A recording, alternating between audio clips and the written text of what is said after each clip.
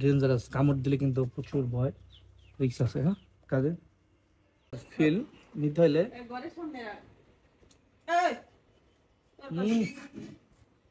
একশো। তো আমরা হচ্ছে এখন মধু, মানে আমাদের এই যে নতুন বাড়িতে মধুর চাক হয়েছে, তো সেটা থেকে মধু সংগ্রহ করবে আমার মামা, আপন মামা আমার, বলবে না আপন। তো এই যে মামা হচ্ছে ধোঁয়া বানাইতেছে, সে পারে এইসব বিষয়ে এক্সপার্ট।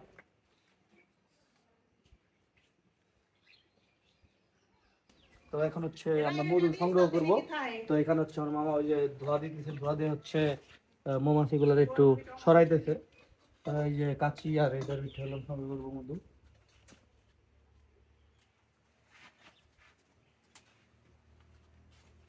মাথাটা সরে, ডেঞ্জারাস, কামড় দিলে কিন্তু প্রচুর ভয়, রিস্ক আছে। হ্যাঁ, কাজে আমি ধরি, আপনি করেন।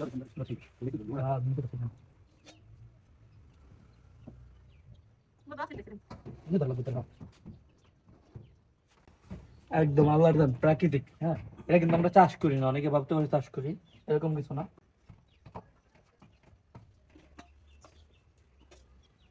আর করতে হবে,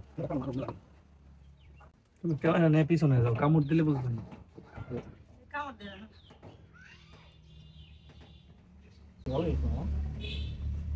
আলহামদুলিল্লাহ অনেক মধু বেশি দেখতে হবে, বোঝা যাইতেছে না এখনো।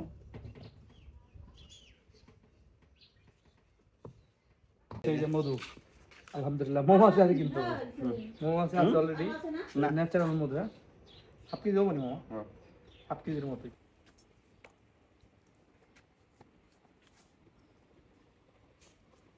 একদম পিওর হাফ কেজি মধু, ঠিক আছে। এটার ফিল নিতে হইলে